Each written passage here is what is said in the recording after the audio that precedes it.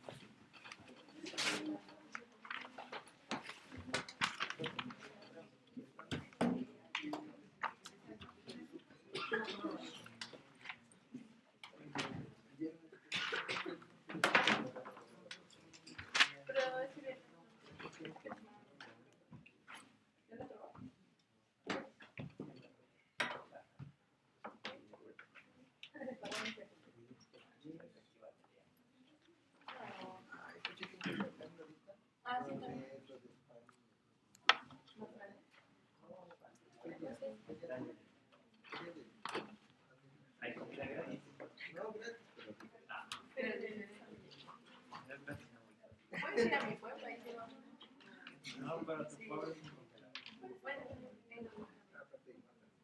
No matan, sí. O sea, ¿no ves que esos niños Bueno, ya todos lados matan, ¿no? O sea, es igual. Sobre todo si eres estudiante. Ah, Pero en pueblo así, ¿no? no se puede, pero aquí está lo que es igual. Déjame la tele.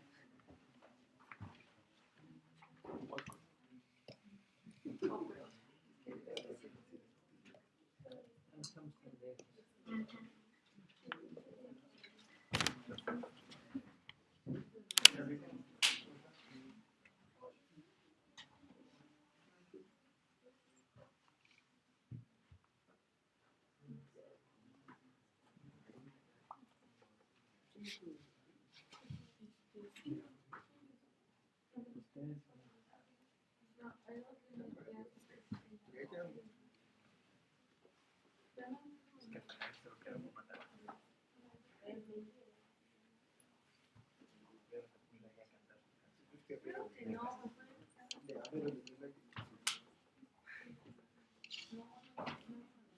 Bueno, entonces, dudas de la vez pasada.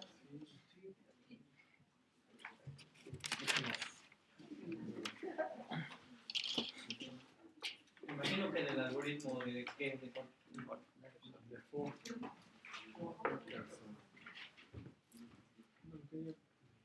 ¿ya del algoritmo? El ejemplo. Authentic path.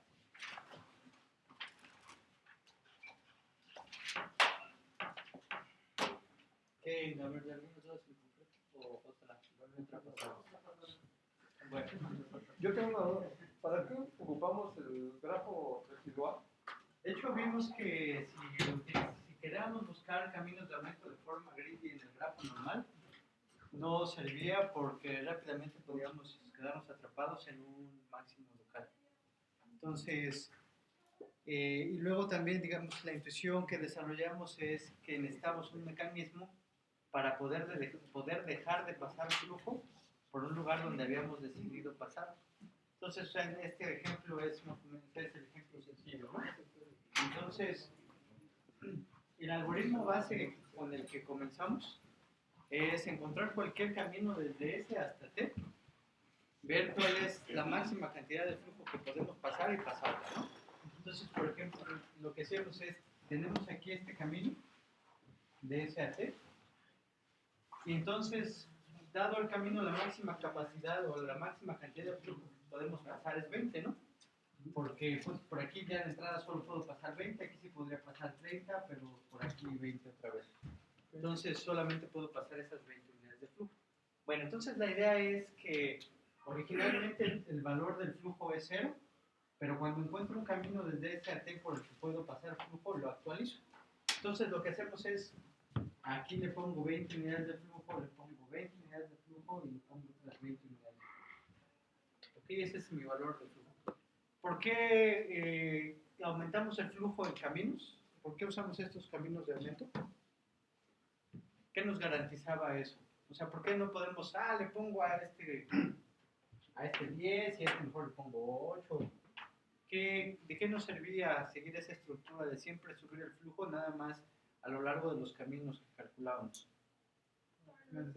Fuera el mayor, ¿no? Para asegurar que siempre sea lo mismo. ¿No? No, para mantener ¿qué era? De que lo que saliera era Exacto. O sea, con eso nosotros ya estamos garantizando que en cada uno de los nodos cumplimos con la condición de que el flujo no se crea ni se destruye, de conservación. O sea, porque si se fijan, todo path entra y sale de un nodo. Y entonces, como lo originamos en ese, el flujo que saquemos en ese lo vamos a entregar hasta T, que a fin de cuentas es el propósito del algoritmo. Al hacerlo un path, siempre para cada uno de los nodos garantizamos que se van a cumplir con esas propiedades de conservación, porque todo lo que le metamos se lo vamos a sacar por otro lado. ¿Sí? Bueno, entonces ahora lo otro, la cantidad de flujo que escogíamos acá es el máximo que todavía podemos pasar. O sea, recuerden que este valor inicial que nos dan es la capacidad de ese tubo. O sea, ese tubo no aguanta más de 20 unidades de flujo. ¿Ok? Bueno, entonces, estábamos en esa primera iteración. Lo que nos dice el algoritmo que hagamos es intentar buscar otro camino desde S hasta T. ¿Ok? Con Depth First Search, por ejemplo. Entonces, ¿el camino que nos podemos ir por acá? No, pues ya no, porque ya tenemos usada esa arista a toda su capacidad. Entonces lo único que podríamos hacer es venirnos por acá. Pero una vez que llegamos aquí tampoco ya no hay forma en el grafo normal de seguir llevando más flujo desde S hasta T. Ajá. Y entonces ahí declaramos que el algoritmo Greedy termina. Y ahí vemos que ese es un algoritmo, o sea que Greedy en general no es una solución óptima.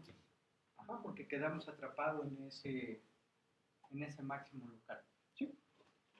Bueno, entonces, la intuición que intentamos desarrollar es ver, bueno, en realidad el problema es que, por ejemplo, cuando lo analizamos aquí decimos, tenemos 10 unidades de flujo, o sea, no estamos aprovechando ni esta arista. Entonces, lo que intentamos fue desarrollar un mecanismo para poder no solamente siempre en todas las aristas poner más flujo, sino poderme arrepentir en algunas de ellas. En esencia, ¿qué quisiéramos? O sea, por ejemplo, nosotros quisiéramos poder traer flujo así.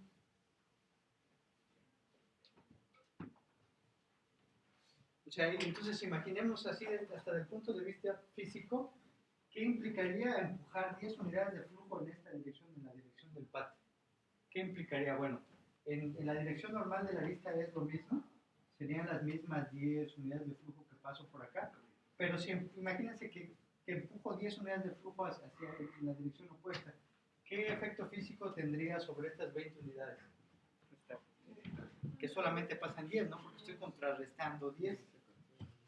Entonces, aquí esto pasa a ser 10, y bueno, en la dirección normal ya tengo esas otras 10 unidades de flujo. Y entonces, se fijan, el flujo total que estoy pasando es 30, que es el flujo óptimo. Ahora, gracias a que estamos haciendo un path, estamos respetando todas las propiedades, en particular la de conservación. ¿Por qué? O sea, porque al estar empujando flujo por aquí, yo tengo que garantizar que lo puedo sacar ¿por dónde? Por otro lado, ¿no? Porque estoy dejando de sacar estas 10 unidades de flujo.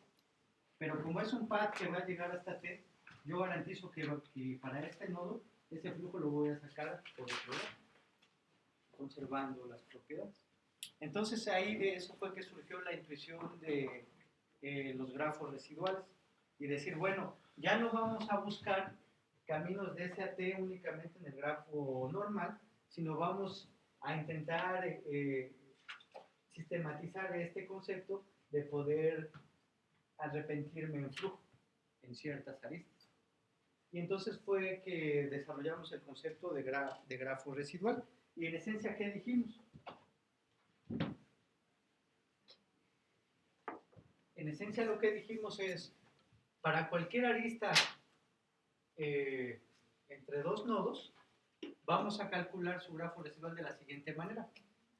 Esta es la capacidad, digamos, este es el flujo actual de ese que está siendo transportada a través de esa arista.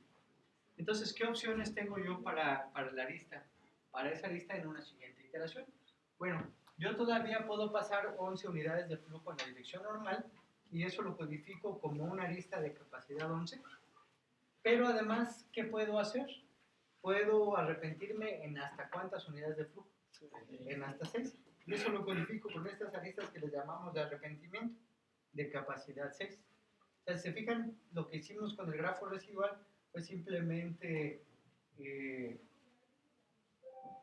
como que utilizar la intuición que teníamos anteriormente y la pusimos aquí ya de forma más ordenada, ¿no? O sea,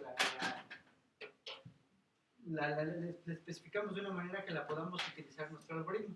Realmente lo importante aquí es que podemos seguir utilizando nuestro depth first search para calcular caminos desde S hasta T sin ninguna modificación, si es que generamos este grafo residual. ¿Sí? ¿Sí, más o menos? Entonces ahora ya el algoritmo grande es el que tenemos aquí. Entonces, originalmente todas las aristas comienzan con un flujo igual a 0. Y lo primero que vamos a hacer es calcular su grafo residual. Cuando los valores de flujo son 0, ¿cómo es el grafo residual?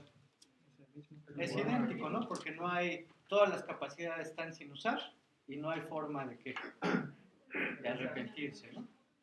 Entonces, hacemos nuestro primer camino de aumento y de lo que se trata es, bueno, este while es mientras haya un camino de aumento. Recuerden, un camino de aumento es simplemente un camino, ¿qué? De S a T, ¿no? Por donde todavía podamos pasar flujo. Entonces, si hay un camino de aumento, lo que hago es, por ese camino de aumento, aquí lo que dice es cómo actualizar ahorita. Cuando entonces buscamos un camino de aumento, por ejemplo, con depth first search, lo que nos debe devolver ese camino de aumento es cuánto puedo pasar. O sea, qué va a ser la capacidad de cuello de botella de ese camino. Y luego voy a tener que actualizar mi grafo, residual. Bueno, entonces la otra cosa que dice acá es cómo yo actualizo el valor del flujo una vez que establecí un camino de aumento. Y lo que dice aquí simplemente es que si el camino de aumento pasa en la dirección correcta, el valor del flujo se tiene que sumar, ¿no? Porque todavía estoy pasando otra cantidad extra por esa tubería. Si lo estoy pasando en la dirección contraria, lo tenemos que restar porque me estoy arrepintiendo en esa cantidad de flujo. ¿Sí? Y entonces es lo que vamos a estar haciendo. Entonces, buscamos un camino, actualizamos el valor del flujo, generamos un nuevo grafo residual y sobre ese grafo residual es que buscamos otra vez el siguiente camino de aumento. Entonces, aquí un ejemplo que vimos que tenía algunos errores o igual ya también por luego pasarlo rápido, puedo también mezclar iteraciones viejas y las actuales y luego también por eso se ve con error. Pero bueno, entonces la idea es que tengo mi grafo original, los valores del flujo son 0 para todas las aristas, busco un pad cualquiera, este es un pad arbitrario, calculo su capacidad de cuello de botella, que en este caso es 8, actualizo el valor del flujo en mi grafo, Y luego a partir de eso tengo que generar mi ¿qué? Mi nuevo grafo residual. Entonces aquí abajo van a aparecer las aristas de, ¿cómo se llama? Las aristas de arrepentimiento. Si se fijan, esta tiene 2, porque todavía puedo pasar, ¿cuánto? Porque puedo pasar 2 unidades de flujo en la dirección. Sí, el problema es que este 10 es de la siguiente iteración. Pero aquí donde teníamos este 8, todavía se puedo pasar 2 unidades de flujo, me puedo arrepentir en las 8. Y por ejemplo, en este caso, ya no puedo pasar flujo para acá, pero hacia acá todavía me puedo arrepentir en qué? En las 8 unidades que estoy buscando. Y aquí igual, no se puedo, todavía tengo 2 restantes y me puedo arrepentir en 8. Sobre este grafo residual es que vamos a buscar ¿qué? El siguiente camino de aumento, exacto. Entonces buscamos el siguiente camino de aumento, otra vez calculamos el cuello de botella, que en este caso ¿cuánto va a ser? Va a ser 2 si actualizamos. Ya lo otro que tenemos que tener cuidado es que si recorremos la lista en la dirección correcta, se suma el valor del flujo, y si la recorremos en la dirección opuesta, se tiene que restar.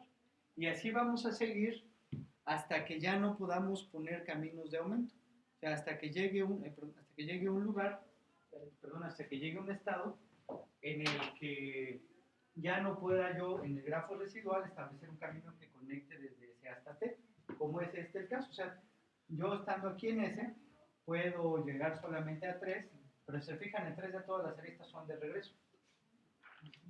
Y entonces, estos son los únicos lugares a los que puede llegar. Y lo que hemos dicho ahora es que declaramos que ese valor del flujo es máximo. Todavía no lo demostramos, y es lo que vamos a tener que hacer para demostrar que el algoritmo es correcto. Y lo otro que vimos es que además del valor del flujo, también ya fácilmente podemos saber el corte mínimo. Y el corte mínimo simplemente va a estar dado en su parte A por los nodos a los que sí puedo llegar, y la parte B es a los nodos que no. Si se fijan, la capacidad de este corte, ¿cuánto es?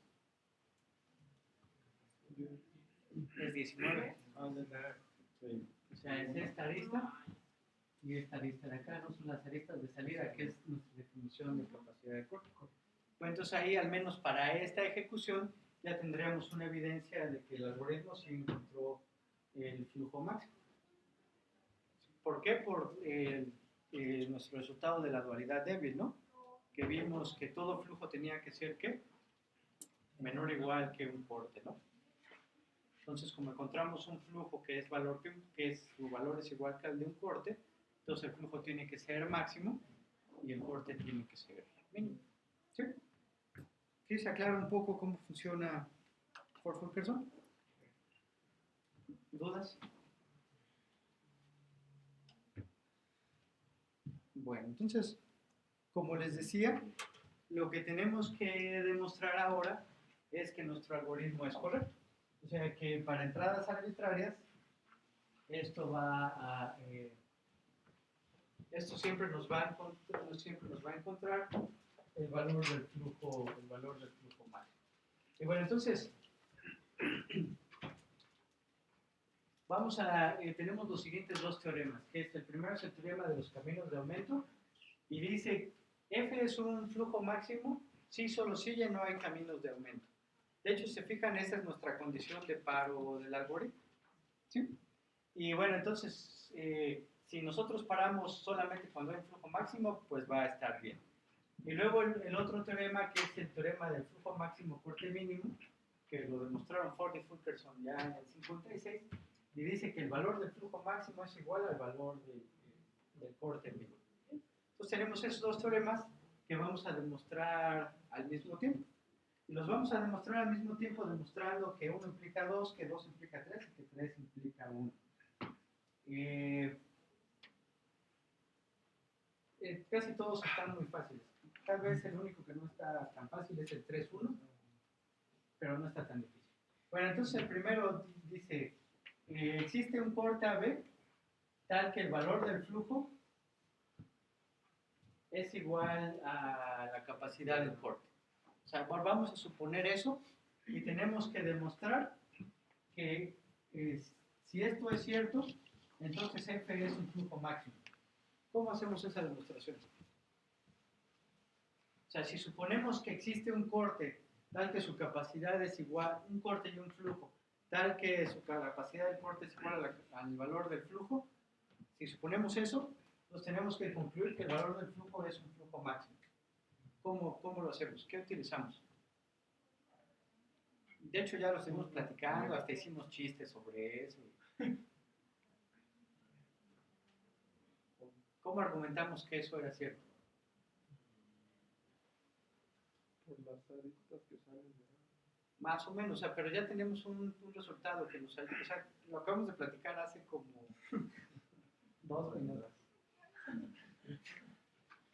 Por la dualidad débil, ¿no? O sea, como ya tenemos nuestro resultado de dualidad débil que dice que los cortes siempre son mayores o iguales que los flujos, si encontramos un corte que es igual a un flujo, entonces el flujo tiene que ser como máximo y el corte mínimo. Sí, sí. O sea, ya teníamos un resultado que nos dice que los cortes son más grandes o más chicos que los mayores, mayores iguales que los flujos. Ajá. Y luego encontramos un flujo que es igual a un corte. Entonces, ¿puede haber un flujo más grande? No, ¿verdad? O sea, entonces, ya con eso podemos concluir que F es un flujo más. ¿Sí? O sea, simplemente por nuestro, no sé si era teorema, lema o corolario de dualidad débil. Y hablando de eso, ¿cuál es la diferencia entre un teorema, lema y un corolario?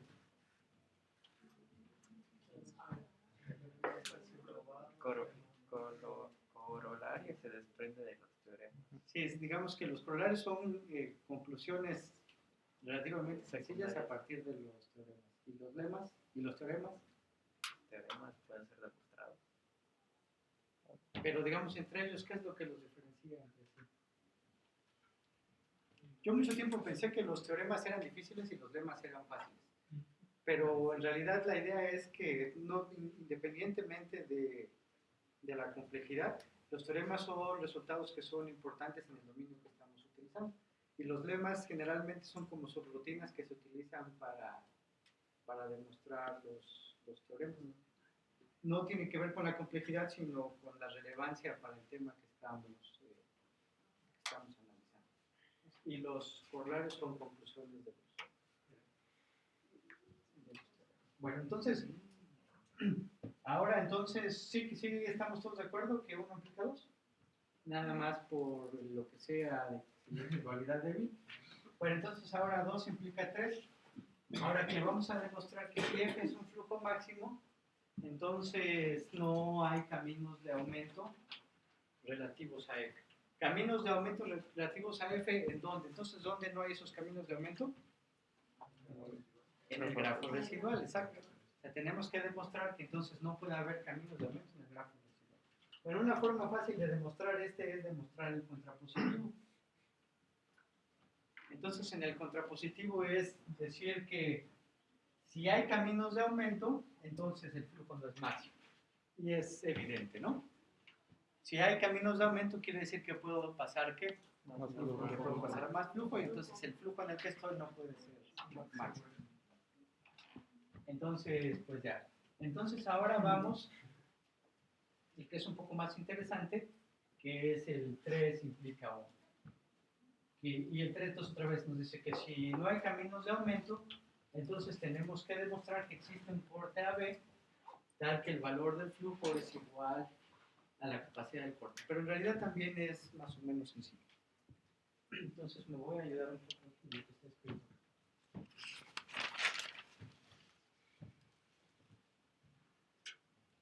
Pues recuerden, estamos suponiendo que hay un flujo B para el cual no hay caminos de aumento. ¿No hay caminos de aumento dónde? En el grafo residual. Entonces, si ya no hay caminos de aumento, como hemos dicho nosotros, a la parte A le podemos, bueno, a los lugares a los que sí todavía puedo llegar, les llamo la parte A de la bipartición, y a lo que no podemos llegar, le llamamos la parte B. Nosotros sabemos que ese está en A, ¿no?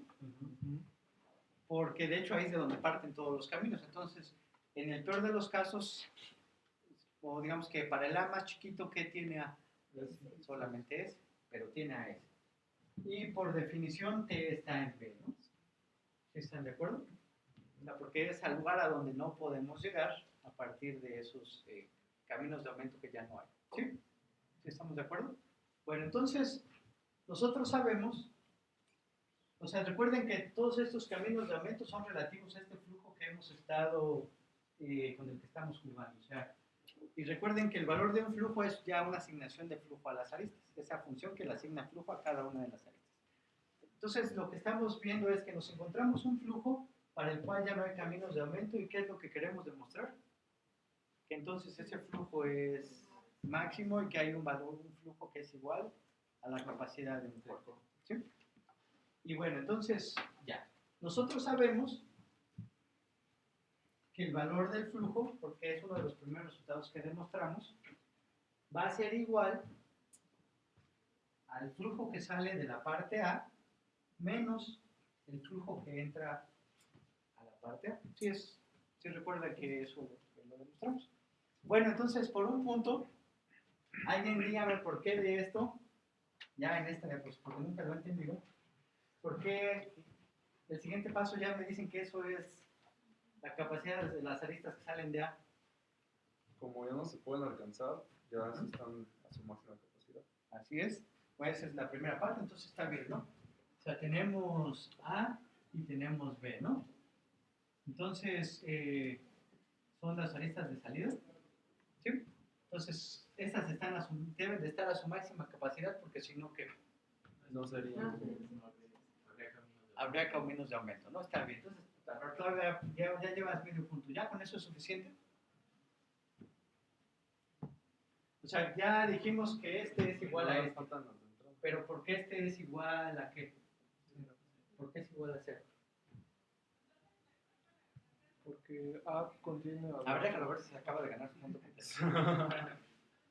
Ya tiene al menos medio. Sí.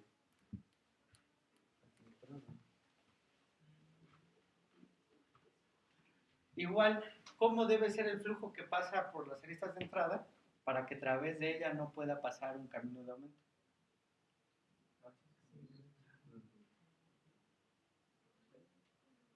Sería 0. O sea, no tendría que haber nada que ver Ajá, para ¿por que qué? no pueda regresar. Exactamente, o sea, esa es la razón. O sea, en las aristas que son de este, entonces las aristas de salida tienen que estar saturadas completamente porque si no podría pasar un camino.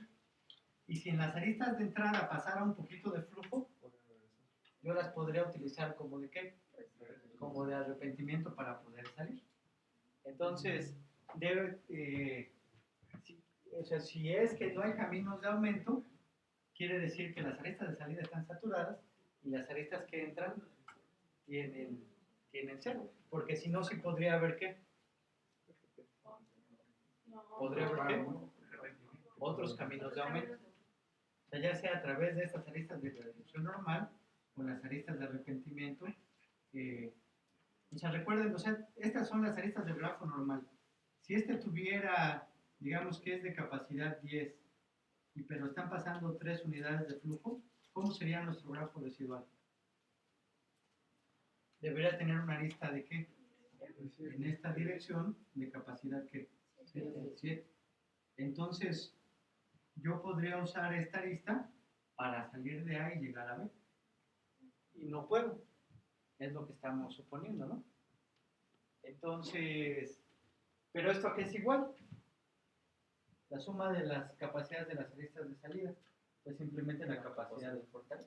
Entonces encontramos que el valor del flujo es igual a la capacidad del cuerpo. Y ya con eso terminamos. Y entonces, por lo tanto, Ford-Fulkerson siempre encuentra, cuando termina, siempre encuentra un flujo máximo. ¿Dudas?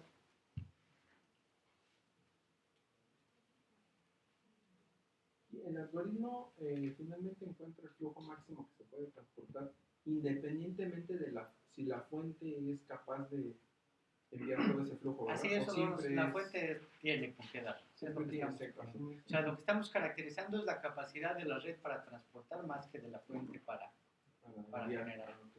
o el zinc para comerse lo que le manda.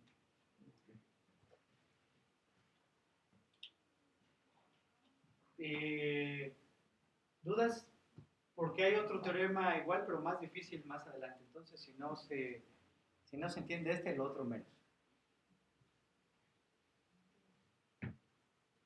O sea, ¿cuál es la fotografía de lo que estamos haciendo aquí? O sea, lo que hicimos es lo siguiente. O sea, lo que hicimos fue, lo que queremos hacer es caracterizar qué pasa cuando nuestro algoritmo termina.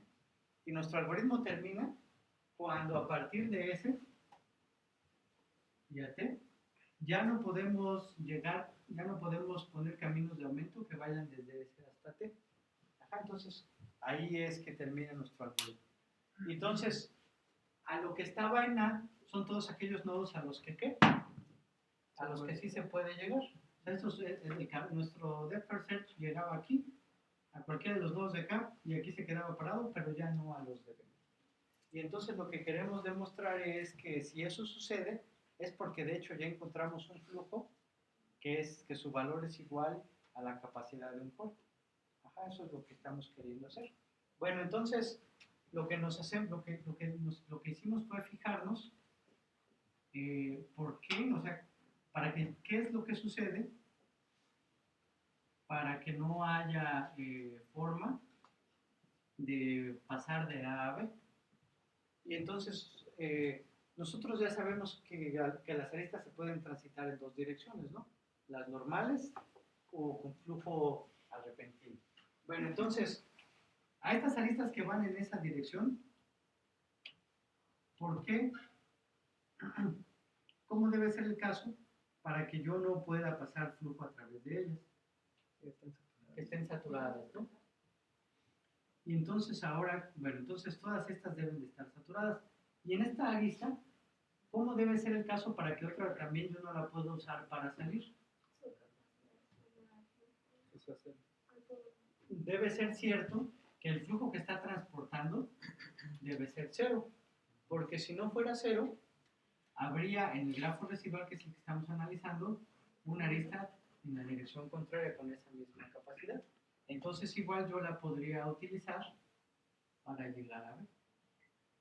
Entonces es que caracterizamos que ese valor del flujo tiene que ser igual únicamente a la suma de las capacidades de las aristas de salida. O sea que es el caso que en este corte todas las aristas están saturadas y todas las que vienen de B a A están vacías.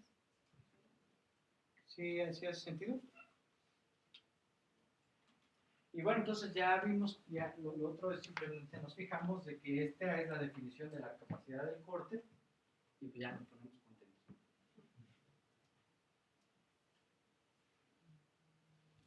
Sí. Nada más.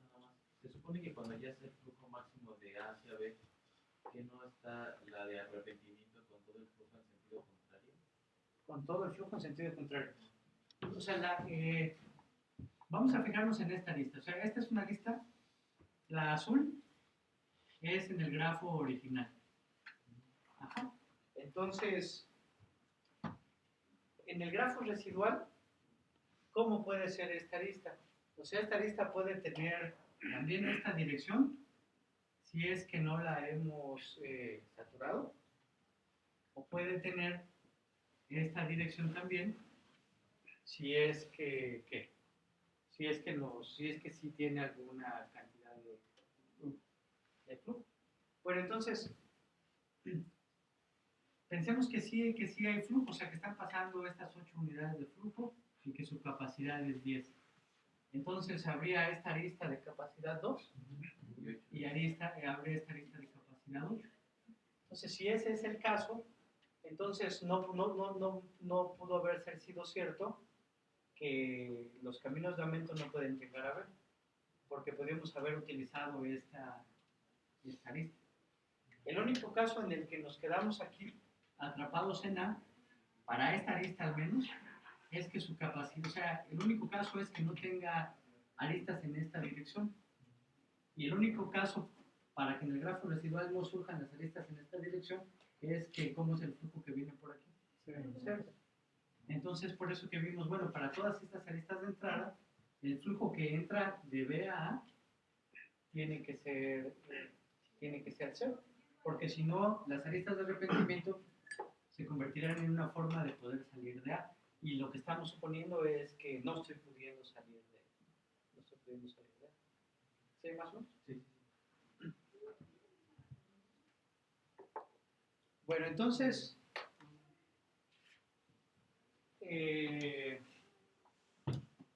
siguiente, todo es bello hasta ahora.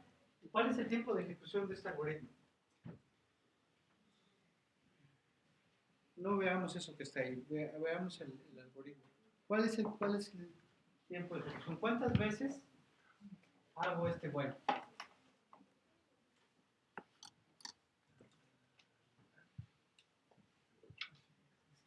¿Cuál sería nuestra función de progreso? El flujo que sale de eso. ¿Qué? A ver, digan opciones.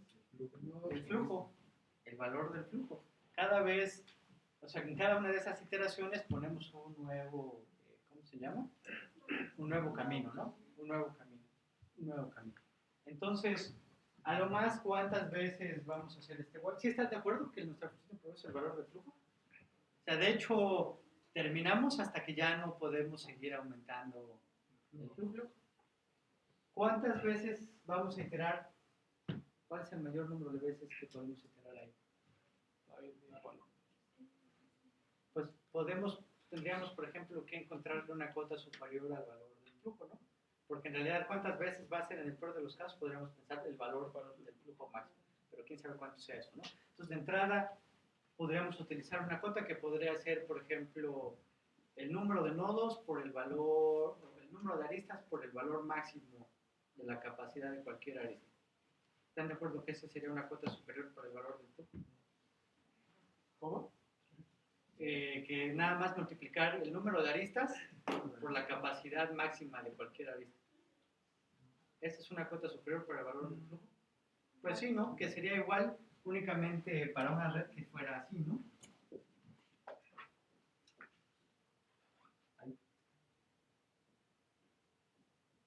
Que fuera, por ejemplo, un hipergrafo así. Entonces es una cota superior no holgada, pero es una cota superior. Entonces la podríamos utilizar. Entonces lo podemos poner en términos de alguna constante C, que sea la capacidad máxima de cualquier arista, ya sea el número de nodos o el número de aristas. ¿Sí? Eso es cierto solo si que estoy haciendo una suposición intrínseca ahí. Estamos suponiendo que en cuanto aumentamos el valor del flujo en cada iteración. En al menos 1. ¿En todos los casos puedo garantizar que aumento el valor del flujo en al menos 1? ¿No? ¿En qué casos no?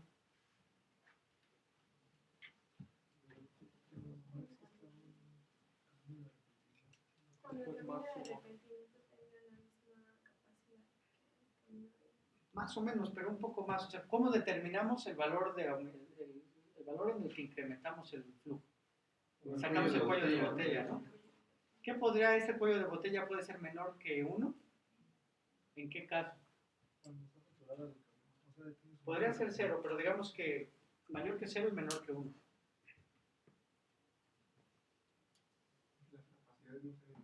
Exactamente. O sea, esto solamente podemos garantizar que termina si las capacidades son enteras. Si las capacidades fueran fraccionarias o reales,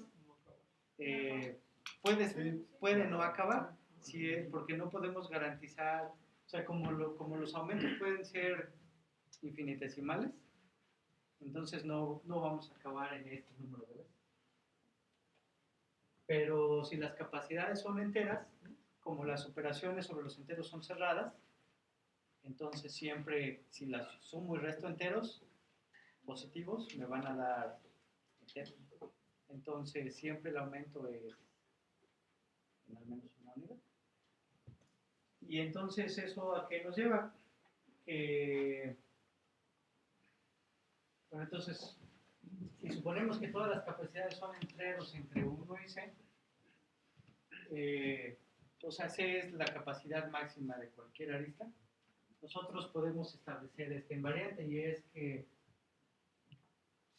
todo valor del flujo Y toda capacidad residual siempre va a ser un entero. O sea, porque nada más estamos sumando y restando enteros. Entonces, no nos pueden salir fracciones, ¿no? Y entonces, pues vamos a poder establecer este teorema que dice que el algoritmo termina en a lo más NCBS iteraciones. ¿Sí? ¿Qué estamos diciendo? O sea, porque como en el peor de los casos, cada iteración, lo menos que aumentamos el valor de flujo es en cuánto, en una unidad. Entonces, como esta es una cota superior para el valor del flujo máximo, en el peor de los casos vamos a necesitar tantas iteraciones como NBSC o MBSC, cualquiera sirve bien. ¿Sí? Bueno, ¿y esta complejidad está buena? El problema es que es pseudopolinomial, ¿no? ¿Por qué? Porque otra vez tenemos n veces multiplicando un parámetro Que no depende de la entrada. que sí depende de la entrada, pero crece muy lentamente su codificación con respecto a la velocidad. O sea, este valor de C es parte de la entrada, pero se codifica, pues, con el número de bits que utilizo para codificarlo es que logaritmo base 2 de C, ¿no? O sea, si le sumo, o sea, C máximo lo hago 200, el tamaño que utilizo para codificarlo es poquito, ¿sí? O sea, crece proporcional al logaritmo de ese valor. Pero ¿cómo crece el número de iteraciones? Lineal. Y entonces ya vimos que la relación entre el logaritmo de C y C es común. Es exponencial. Entonces, por lo tanto, el algoritmo es pseudopolinomial. Estrictamente exponencial.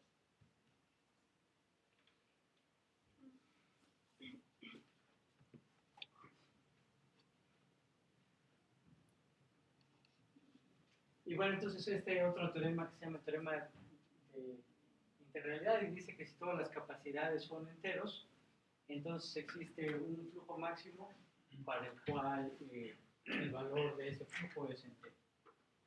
Y la demostración es debido a que nuestro algoritmo termina y él solamente genera valores enteros, entonces garantizamos que existe ese flujo máximo, flujo máximo entero. ¿Dudas hasta aquí? Bueno, yo tengo dos dudas que van un poco anterior. El primero es de que el network flow lo que está tratando de hacer es garantizar que se va a pasar la mayor cantidad de flujo sin importar que vaya a recorrer varios. De ese a T. Ajá, sin importar que tenga que recorrer, digamos, por varios lados. Así es, o sea, lo único que nosotros necesitamos garantizar son que nuestro flujo cumple con las propiedades de conservación y con la propiedad de capacidad. O sea, que todo el flujo, el único que lo genera es ese, el único que lo consumo es T, y que el flujo que entra a un nodo es igual al flujo que sale. Entonces, de hecho, pensemos como una tubería. O sea, ¿cómo genera agua? Estas son las capacidades de los tubos. ¿Cómo yo le asigno agua? Y pensamos que estas son válvulas, ¿no? O sea, si le entra 10, él todavía puede decir cuánto saca por cada una de sus 3 tubos de salida. Entonces, el objetivo es asignar agua a cada tubo de forma tal que puedo pasar la máxima cantidad de agua dados estos tubos. Y si realmente no me importa por dónde pasen, lo que me importa es que pueda transportar la máxima cantidad de agua. Bueno, la otra pregunta es que creo que llamó algo el grafo residual. Es cuando podemos descomponer el grafo de forma que también podemos poner los caminos de arrepentimiento. A veces se llama. Así es, ese es nuestro grafo residual. O sea, la idea ahí la sacamos de este ejemplo chiquito. Y lo que vimos es que si los caminos de aumento los calculamos únicamente sobre el grafo normal, la estrategia greedy que estamos siguiendo se queda atrapada en máximos locales. O sea, este es el grafo normal. Entonces vimos que si ponemos aquí este camino donde pasamos 20 unidades, porque es lo máximo que podemos pasar y eso es lo que dice nuestra estrategia Greedy, ya no podríamos pasar más cantidad de flujo, ¿no? Porque si vienes por acá, puedes pasar 10, pero una vez que llegas a este nodo, ya no tienes forma de sacarlo, porque este está saturado y este es en la dirección equivocada. Entonces, pero por otro lado vemos que este es el valor del flujo óptimo. Tenemos 20, 10, 20, 10, 10.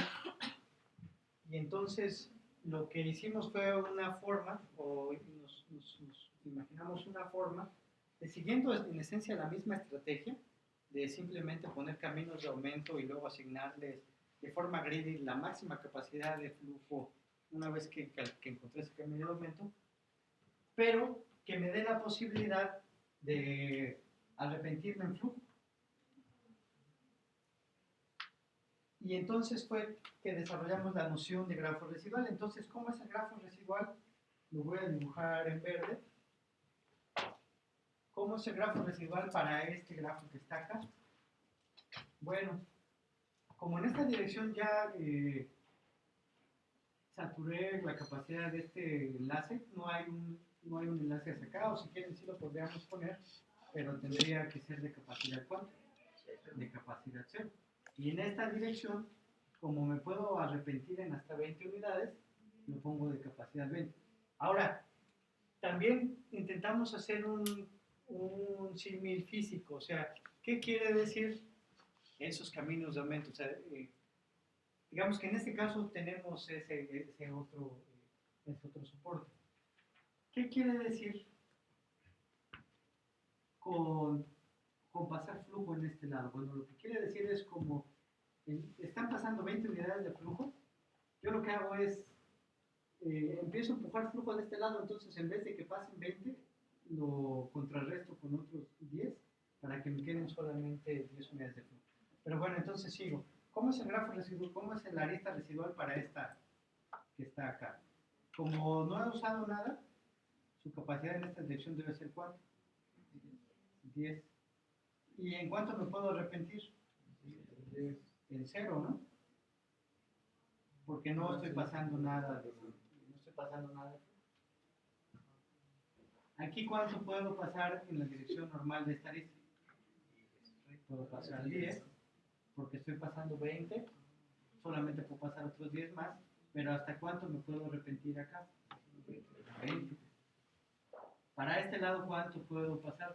10. Y para este lado, 0, ¿no? Para este lado, 0. Y de este lado 20. Entonces este es nuestro grafo residual, este grafo azul. Entonces lo que hacemos es sobre ese grafo residual buscamos un camino de aumento igualito. O sea, es una búsqueda por profundidad que transcurra estas aristas.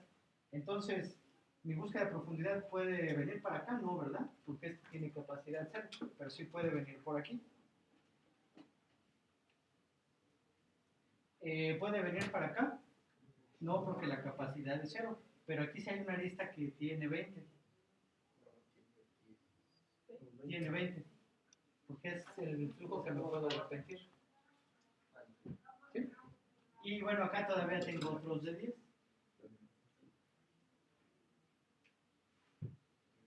Y entonces ahora dijimos, hay que actualizar el valor del flujo. Si la recorremos en la dirección normal, al flujo simplemente se lo sumamos. Entonces 0 más 10 me da 10, ¿no? Si la recorro en la dirección contraria, al valor del flujo le tengo que ¿qué? Le tengo que restar. Entonces es 20 menos 10 me da 10. Y esto, como lo estoy siguiendo en la dirección normal, 0 más 10 me da 10. Y si te fijas, ya encontramos este flujo. Lo importante aquí, o de lo más importante, es que al siempre actualizar el valor de flujo en base a los caminos, siempre garantizamos que se cumplen todas las restricciones de conservación en cada uno de los nodos para los cuales el camino pasa por ellos, ¿no? En las dos direcciones. Veamos en esta dirección, o sea, si seguimos en esta dirección, le metemos 10 unidades más al nodo 2. A este, como estamos siguiendo en esta, bueno, vamos a poner un nodo general, ¿no? O sea, entonces tenemos este nodo y vamos a pensar que le metemos flujo. Tenemos en esencia dos opciones. Ese flujo sacarlo por aquí o sacarlo por acá. Este es, digamos, que el sentido físico intuitivo que todos hemos estado usando, ¿no? Si metemos 10 unidades de flujo, la opción que tengo para mantener la propiedad de conservación de este nodo es que esas 10 unidades de flujo las saque también por acá, ¿no? ¿Sí están de acuerdo? Pero ¿qué otra opción tengo? Si le metí 10 unidades de flujo más, pero no le estoy sacando 10 unidades de flujo, ¿qué otra opción es? Contraflujo. Que aquí le deje de meter la misma cantidad de flujo. ¿Sí están de acuerdo? Y como esto siempre lo hago para todos los nodos, o sea, siempre, o sea, son las dos opciones que tengo, ya sea que el camino pase por acá, el camino pase por acá, siempre dejo balanceada la cantidad de flujo que entra y sale en cada uno de los dos. ¿Sí? ¿Sí, más o menos? Para obtener lo que es digamos, el óptimo, porque ahí, digamos que el grafo está, digamos que tiene el flujo máximo. Está en un relajo, ¿no? Ahí dice que obtiene con greedy serían 20 y en el otro dice que el óptimo es 30. El óptimo 30 lo podemos únicamente determinar después de que ya se hizo el recorrido con base en el nuevo grafo, o si lo podemos determinar desde el principio. No, o sea, el óptimo, de hecho nosotros declaramos que encontramos el óptimo cuando ya no hay caminos de aumento en el grafo residual. Y lo que hicimos después es demostrar que es correcto. O sea que cuando ya no hay caminos de aumento en el grafo residual es porque el valor del flujo es igual a la capacidad de un ¿qué? ¿La capacidad de un qué? De un corte cualquiera. Entonces, como ya tenemos un flujo que es igual a un corte, entonces ese flujo tiene que ser a máximo y el corte tiene que ser.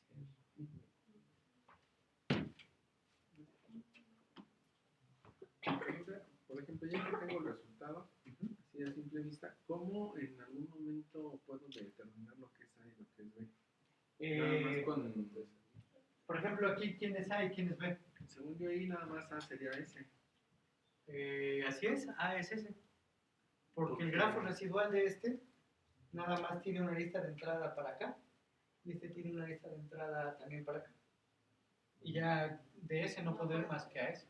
Y es correcto, porque de hecho si te fijas, encontramos un corte de capacidad 30 que es igual al valor del flujo.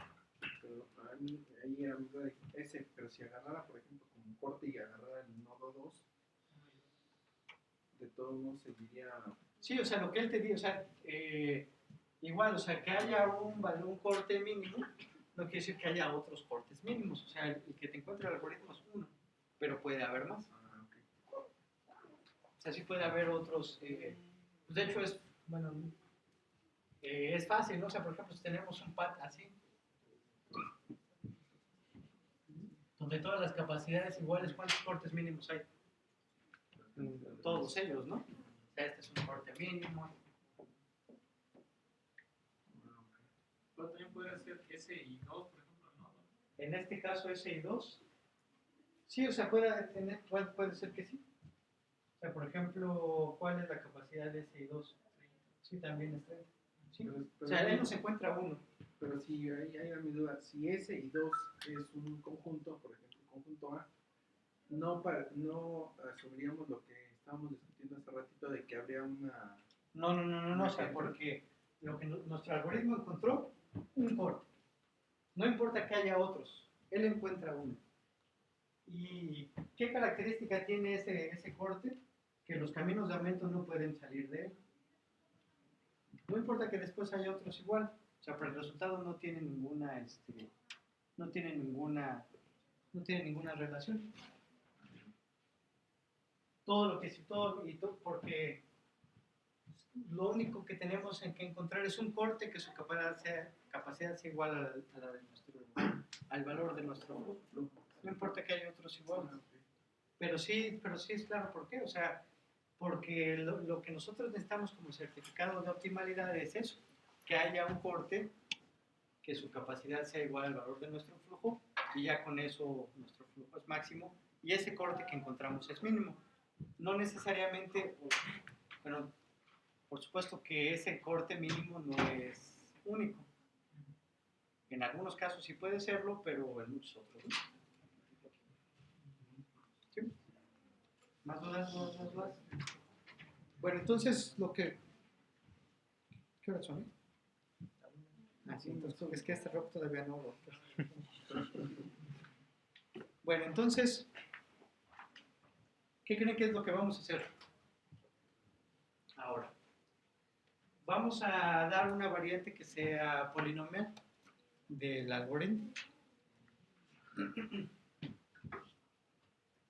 Bueno, entonces aquí ya nos adelantamos esta pregunta y dice, el algoritmo Ford-Fulkerson que vimos es polinomial con respecto a la entrada, y la respuesta es no, ¿verdad? Porque el tamaño de la entrada es proporcional al logaritmo de C y el tiempo de ejecución es proporcional a C. Entonces hay una relación exponencial entre el número logaritmo de C y el valor de C. ¿Sí están de acuerdo? Pero bueno, ¿eso de qué depende? Bueno, depende de hecho de la suerte. O sea, si tenemos suerte, el algoritmo Ford-Fulkerson podría correr más o menos rápido. Y aquí tenemos un ejemplo. Entonces tenemos este grafo que tiene capacidad C1, CC. Y por ejemplo, podría ser muy lento si utiliza alternadamente caminos de este estilo. O sea, un camino así y otro en la dirección contraria. Pero por otro lado, si hubiéramos, por ejemplo, desde el principio agarrado este camino, ¿cuánto flujo podríamos haber pasado? C, ¿no? Y luego el siguiente, podemos haber agarrado este otro para otra vez rápidamente llegar a tener un flujo de 2C, ¿no? Pero si tenemos mala suerte, podríamos ir estándole aumentando de uno en uno, que es a través de esta arista. Entonces, lo que vamos a hacer es una estrategia que sea sencilla, o sea, que sea fácil y no costosa para escoger buenos caminos de aumento, de forma tal que me garantice que el tiempo de ejecución sea polinomial. Entonces, en eso hubo mucho trabajo. Y de hecho hay muchas variantes.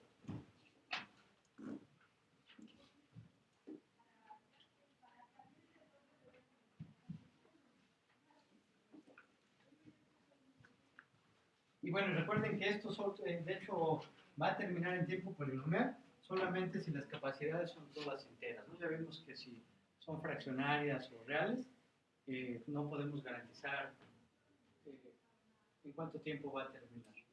Bueno, entonces, la idea es escoger buenos caminos de aumento y como les decía, hay varios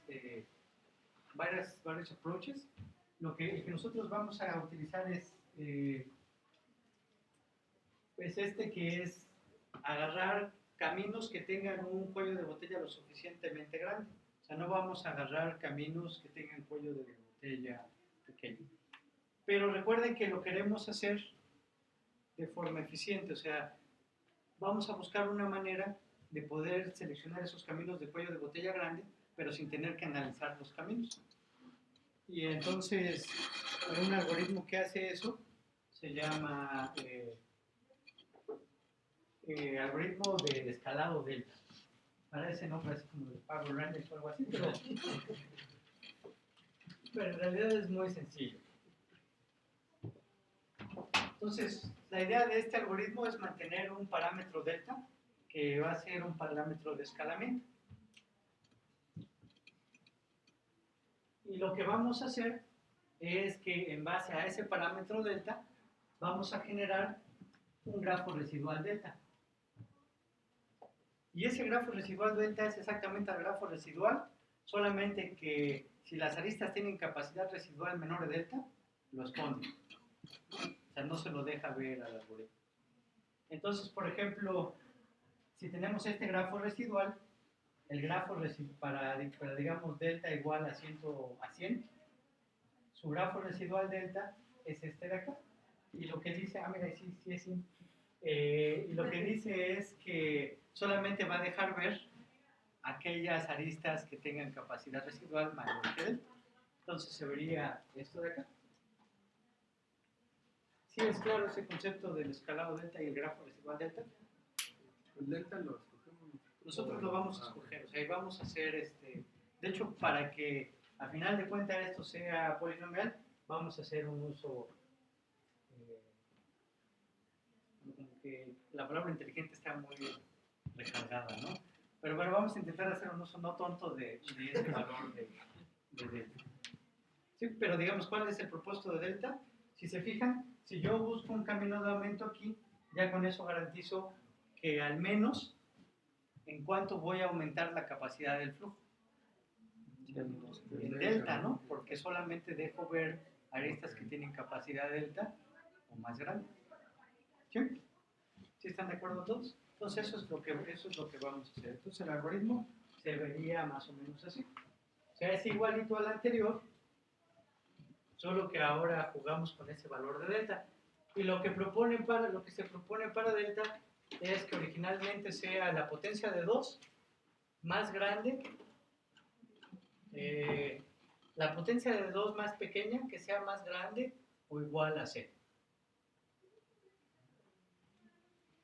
Y entonces lo que vamos a hacer es lo siguiente. Bueno, una vez que ya tenemos nuestro valor de delta, calculamos nuestro grafo residual y luego vamos a organizar nuestra ejecución en 2 ciclos. En el primer ciclo va a estar en base al valor de delta y a eso le vamos a llamar una etapa delta. O sea, cada iteración dentro de ese ciclo va a ser una etapa delta.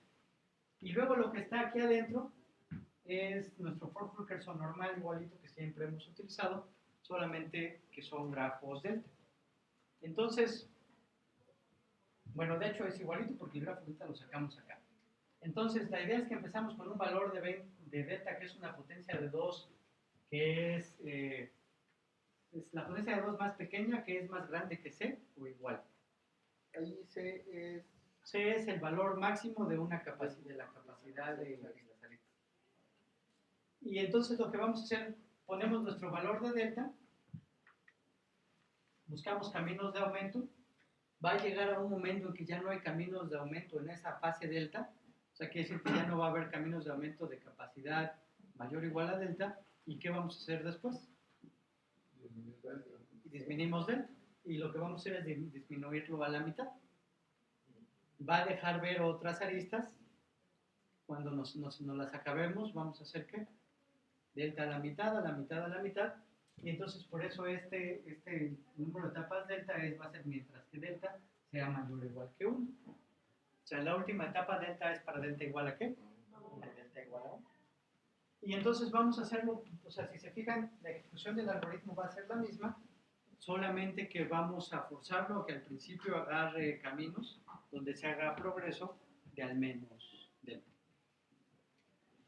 Una cosa importante es que como la última etapa delta es para delta igual a 1, nosotros no tenemos problema para garantizar que el algoritmo va a encontrar el flujo máximo, ¿no?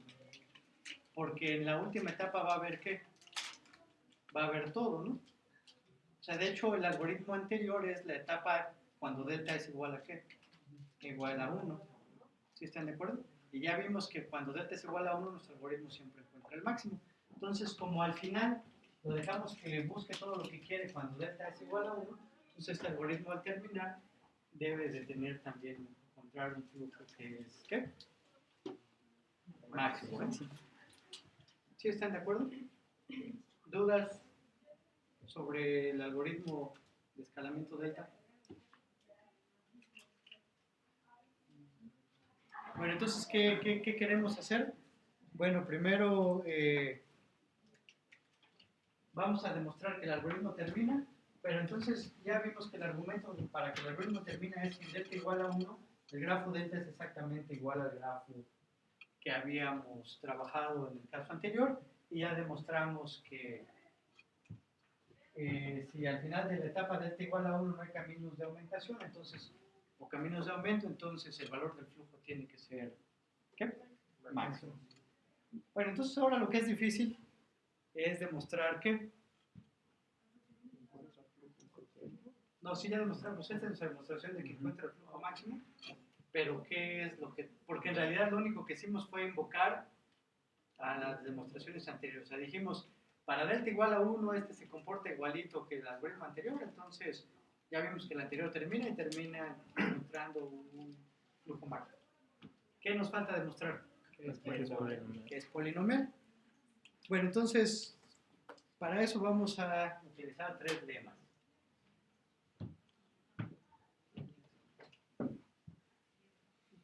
Bueno, entonces el lema 1 es muy sencillo y dice que en el ciclo más exterior, el número máximo de iteraciones es techo del logaritmo base 2 de 0.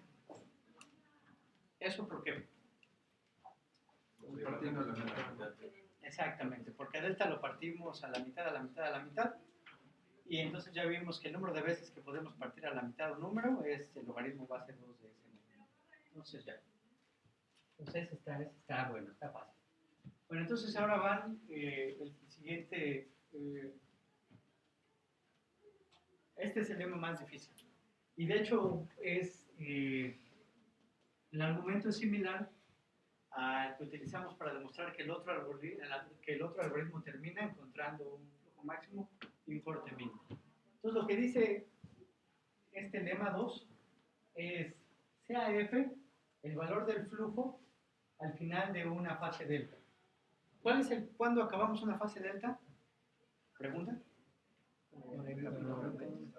Cuando ya no hay caminos de aumento dado el valor de delta, ¿no?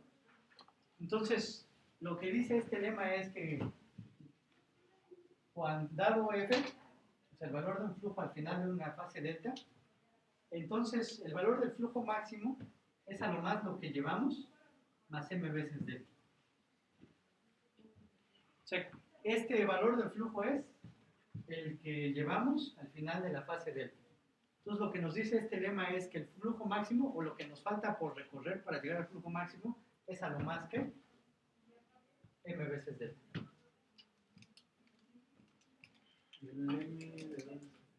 M es el número de aristas. ¿Por qué sale m? Ahorita vamos a ver.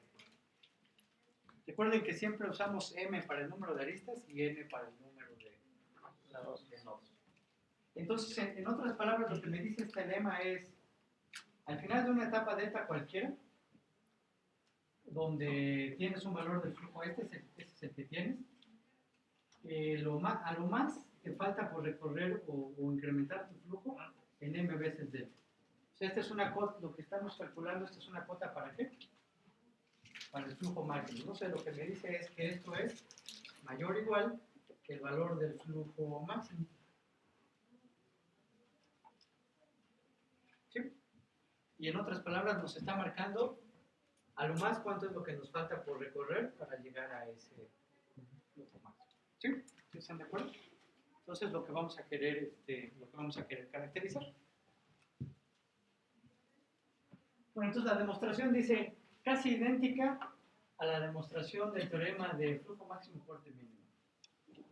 Y sí es casi idéntica, pero por alguna razón se complica un poco.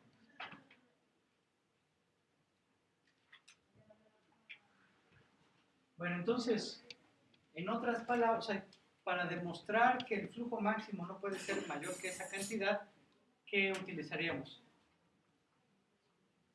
Podemos encontrar un corte que tenga precisamente esa capacidad.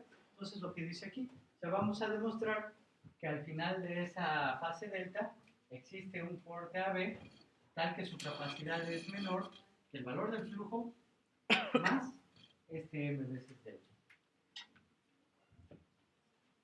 ¿Sí? O sea, lo que queremos demostrar es que el valor del flujo máximo tiene que ser menor que el valor del flujo que llevamos más m veces delta. Entonces, para eso, lo que hacemos es encontrar un corte cuya capacidad es menor.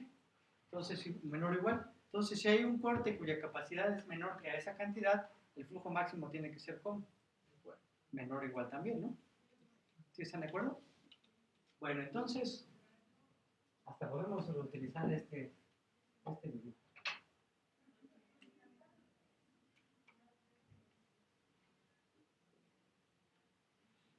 Bueno, entonces, vamos a escoger A como aquella sección de la red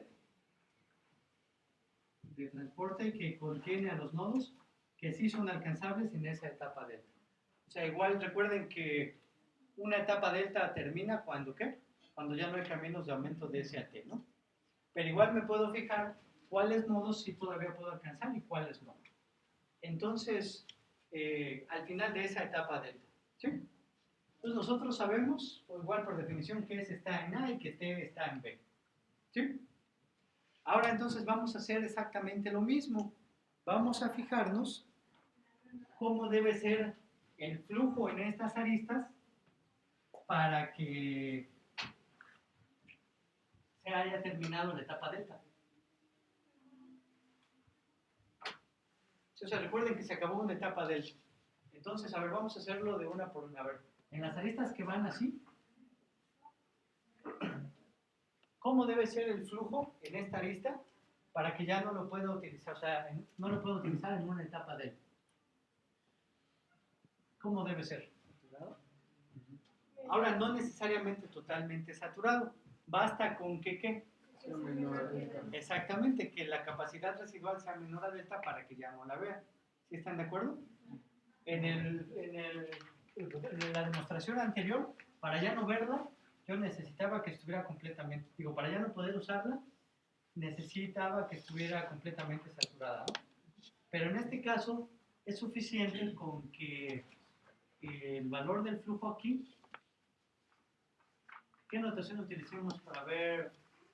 Bueno, no sé, pero entonces, digamos que el flujo de esta arista E es suficiente con que sea, ¿cómo? Con que sea mayor que ¿qué?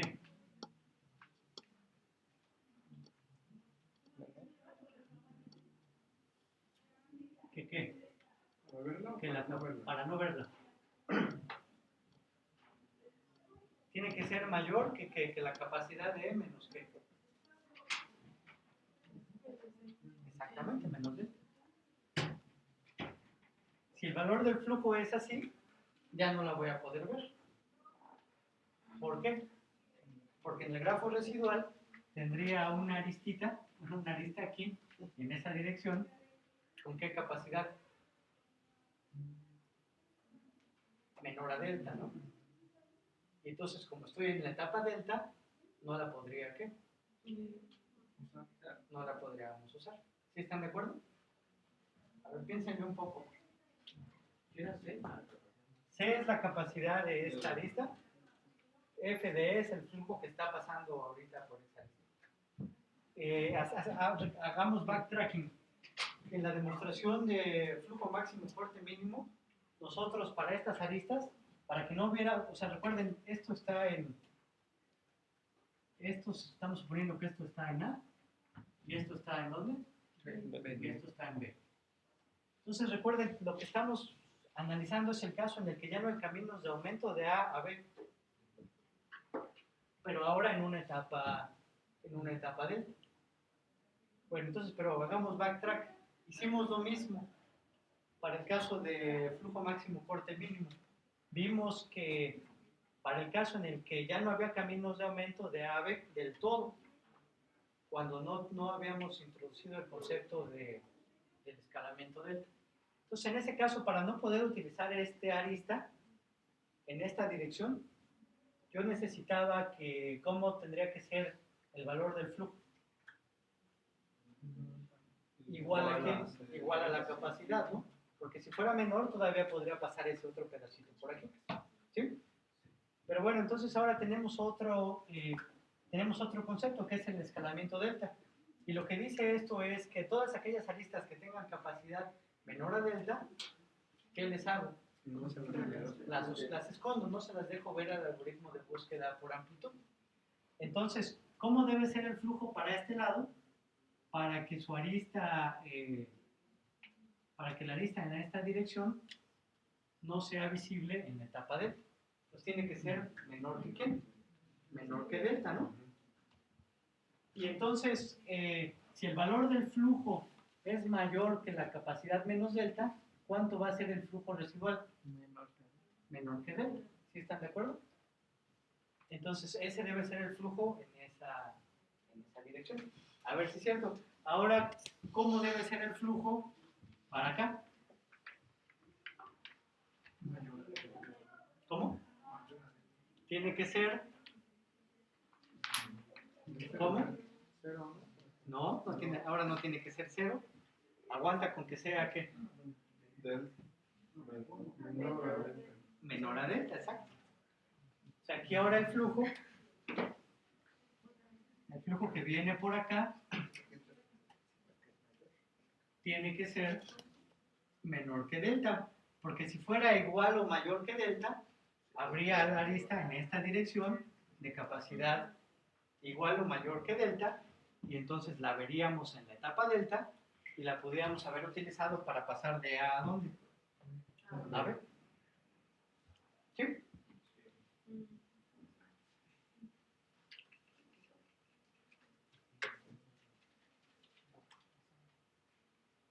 ¿Sí les hace sentido? Si no, pregunten. O sea, digamos que ahora el concepto extra es el escalamiento delta, que no, si la arista en el grafo residual es menor a delta, la quito. Y entonces ya no la puedo utilizar para llegar a... Bueno, entonces ya con eso, nosotros sabemos que... ya iba a borrar con...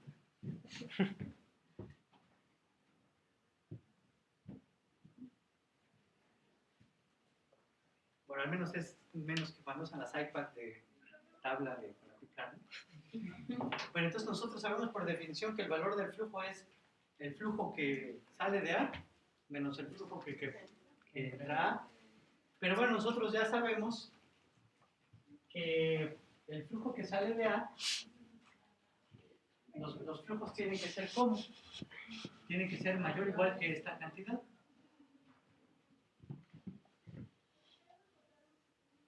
Y los que entran, que esta.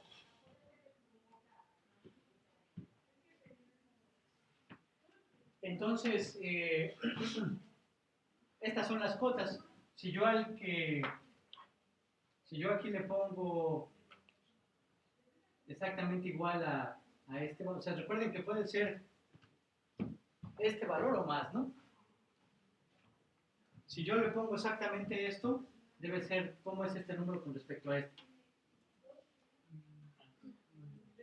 Más pequeño, ¿no? Porque estos pueden ser más que estos. Esta es la cota inferior. Cota inferior. Entonces, si le pongo exactamente eso, el valor tiene que ser mayor o ¿qué? Mayor o igual, ¿no?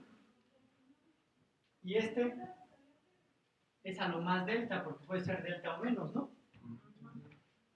Entonces, esta suma, como este es lo más chiquito que puede ser y este es lo más grande que puede ser, ¿cómo es esta cantidad con respecto a este? Tiene que ser menor. ¿Sí están de acuerdo? O sea, si este es más pequeño que este y este es más grande que este, cuando a este más pequeño el resto es más grande, el resultado me tiene que ser más pequeño que lo de allá, ¿no? Bueno, entonces...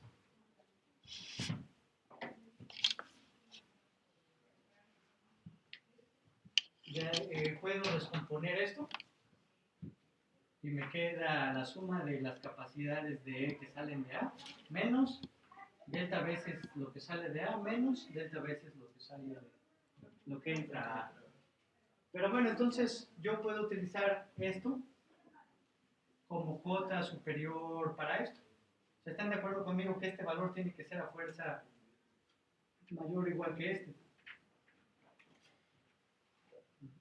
Porque M son todas las aristas y estas nada más son las aristas que entran y salen de A. ¿Sí están de acuerdo? Bueno, entonces, como aquí este es más grande que este, ¿cómo es esto? Y bueno, y este es igualito a este, ¿no? ¿Cómo es esta cantidad con respecto a este? Este tiene que ser más pequeño.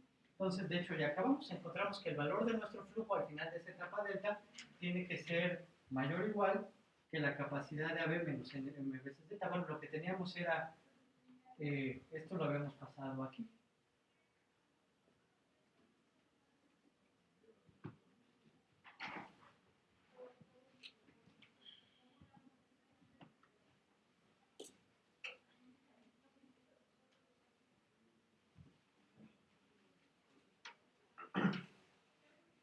Entonces es lema 2.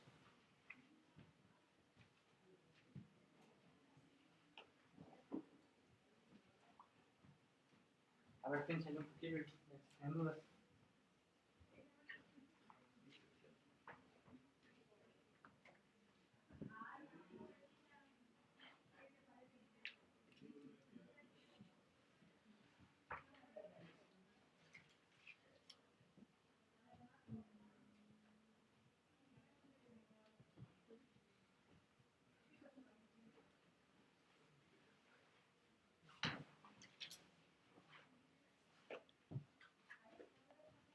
No, bueno, entonces va lema 3.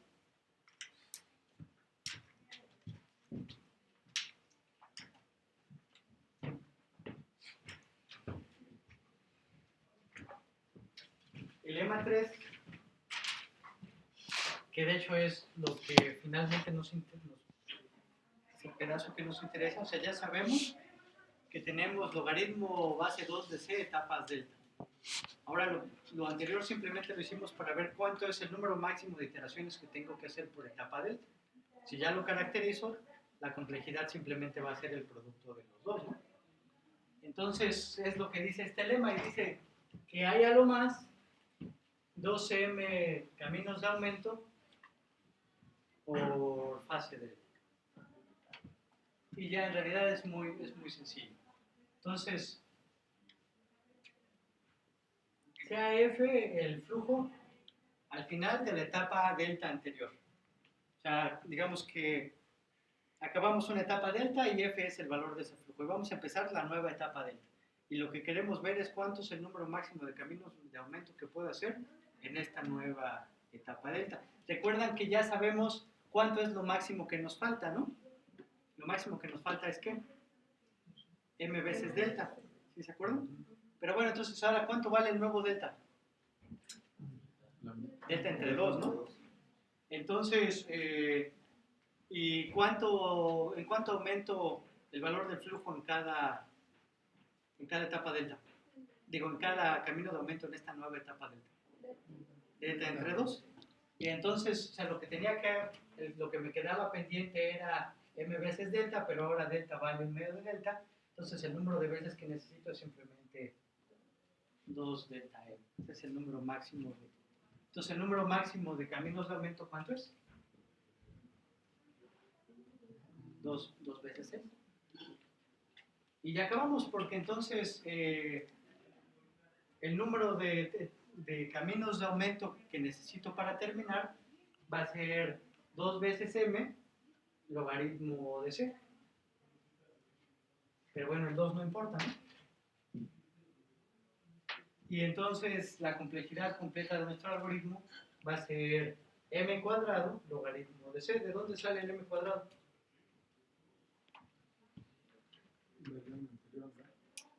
¿De dónde sale ese otro m extra? O sea, ¿qué contamos con este? ¿El número de qué? De caminos de aumento que tuvimos que poner, ¿no? Pero ¿cuánto nos cuesta sacar un camino de aumento? M, ¿no? O de m más n, ¿no? O sea, este podría ser, para que quedara más mejor, tendría que ser m por m más n. Log C, donde este m más n es un ¿qué? Una búsqueda por profundidad, ¿no? Que es lo que nos gastamos para sacar cada uno de los caminos de aumento. Y ya. Bueno, ¿dudas? El 2, ahí me perdí cuando decimos que entendí que delta se disminuye a la mitad. Sí, sí, está bien que porque ya lo expliquemos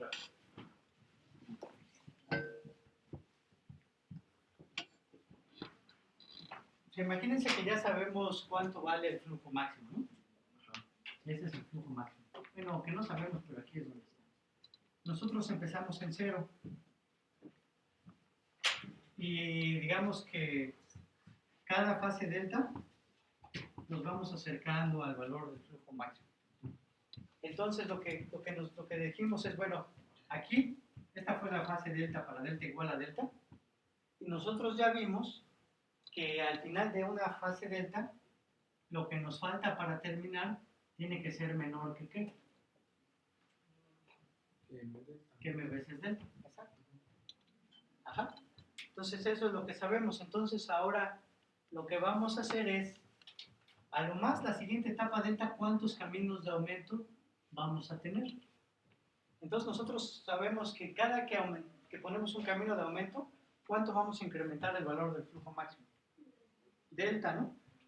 Delta aquí, pero que es igual a delta entre 2 de acá.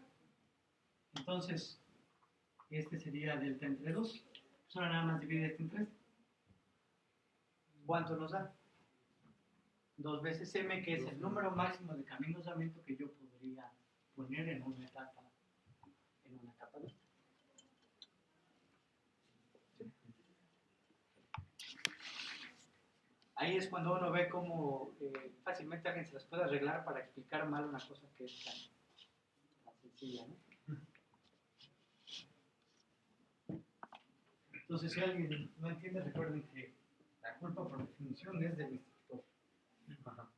Hasta el examen. Ya en el examen ya es culpa de ustedes.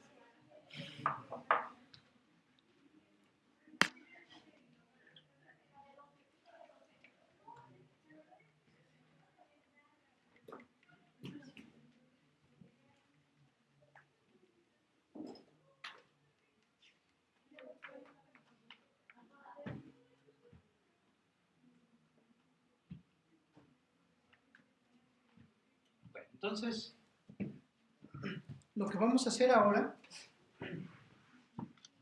es utilizar este problema de redes de flujo para resolver un montón de problemas distintos. Unos que pueden parecer hasta muy distintos. Y de hecho lo que nos va a servir para introducir el concepto de reducción, que va a ser nuestro caballito de batalla en la siguiente unidad, cuando analicemos intratabilidad computacional. Bueno, entonces regresamos a nuestro viejo amigo matching. Entonces, nosotros hemos visto matching en grafos bipartitas, ¿no? Pero el problema matching en general es, dado un grafo, yo quiero un subconjunto de las aristas de cardinalidad máxima, dado que esas aristas que... O sea, si yo cualquier par de aristas que yo vea, no deben tener que puntos comunes, ¿no? Entonces, por ejemplo, este podría ser dado este grafo, un matching podría hacer estas cosas. El que nosotros, ese es el problema en general, no sabemos cómo resolverlo. El que sí sabemos cómo resolverlo para algunos casos, hasta ahorita, es cuando es un grafo bipartita, ¿no? O sea, es un grafo bipartita, otra vez el matching de cardinalidad máxima es un conjunto de las aristas que, si vemos a la arista como pareja, solamente en cada pareja solamente aparece un involucrado en la pareja,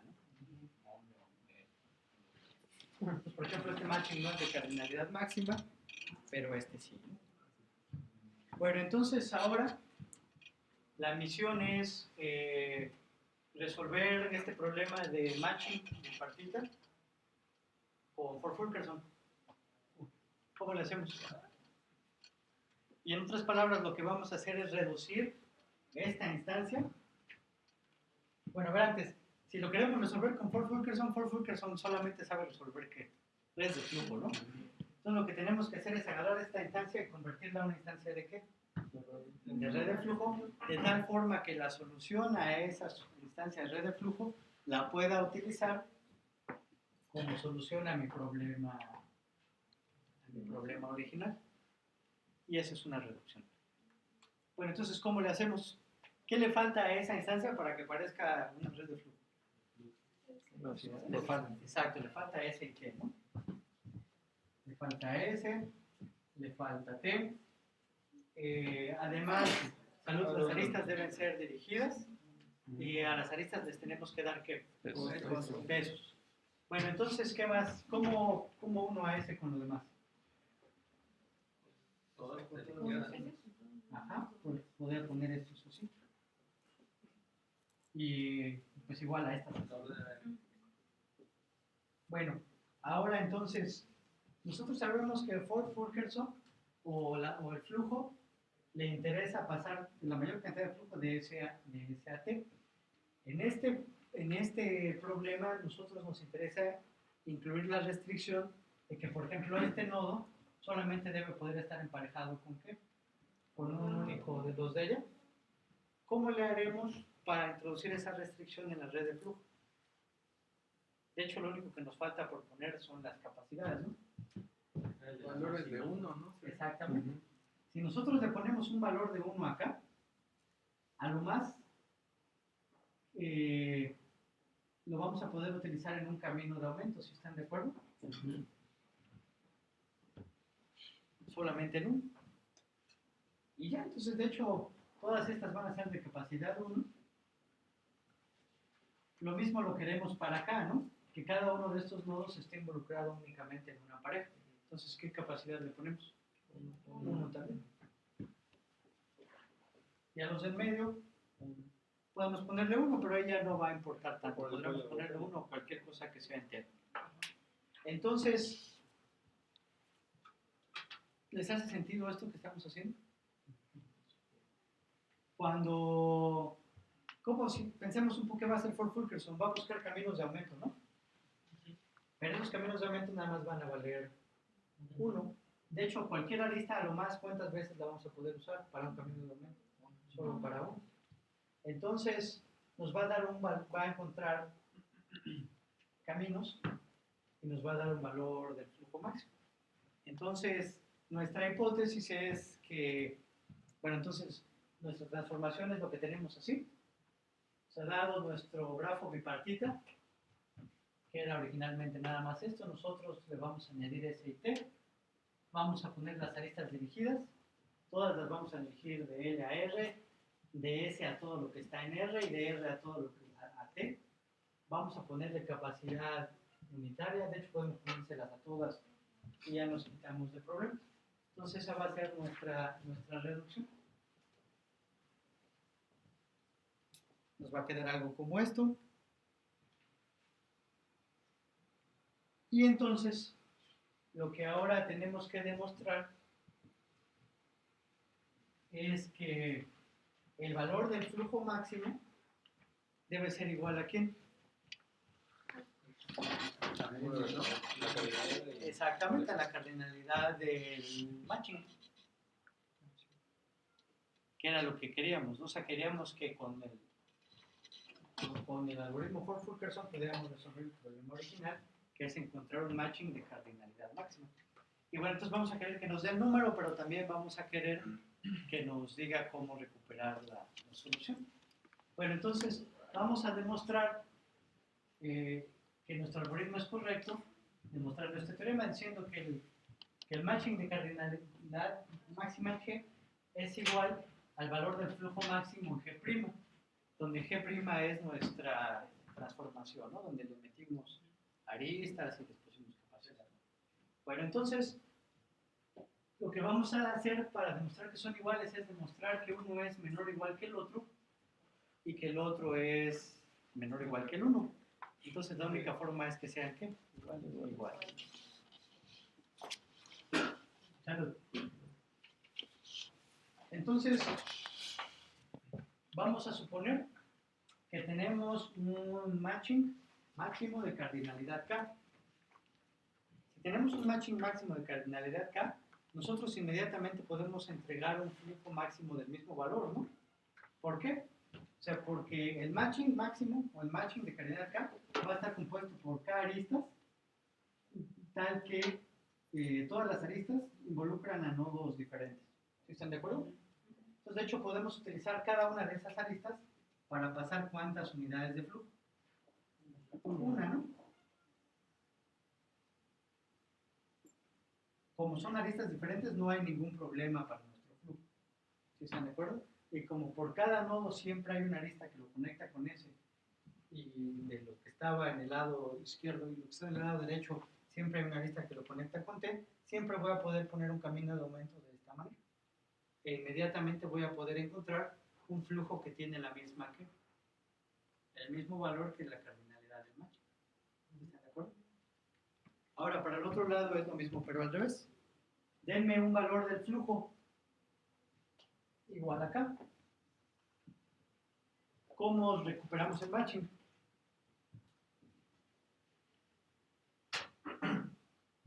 Pues simplemente nos fijamos en qué aristas tienen qué. ¿Qué aristas tienen flujo? Las aristas que tengan flujo del grafo original van a ser las que forman parte del matching. Ahora, como nosotros le pusimos capacidad 1, este nodo en a lo más, ¿cuántos caminos de aumento se puede ver involucrado? En uno. Entonces, este nodo no va a ser usado para transportar flujo hacia otro nodo del otro lado. Entonces, otra vez, si me dan un flujo, si yo encuentro un flujo máximo de cardinalidad o de valor K, yo puedo obtener un matching del mismo valor. Bueno, entonces, con eso terminamos por hoy, porque el siguiente teorema es un teorema que está bastante padre. Se llama el teorema del matrimonio.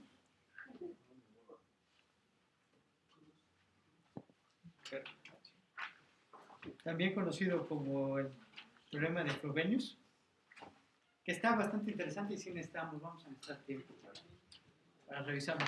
Pero bueno, entonces, noticia, no sé si sea buena o mala, espero que sea mala. La otra semana no voy a poder venir. Malísimo. ¿Qué me pasó? ¿Ambos días? ¿Eh? Sí, ni lunes ni miércoles.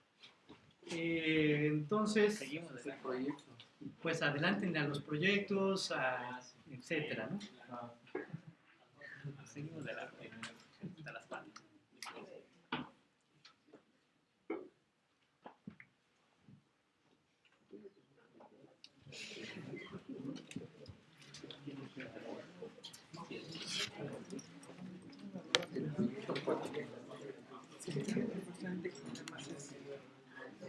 Ya ha dado casi 15 intervalos, que cada quien puede llegar al máximo que puede obtener.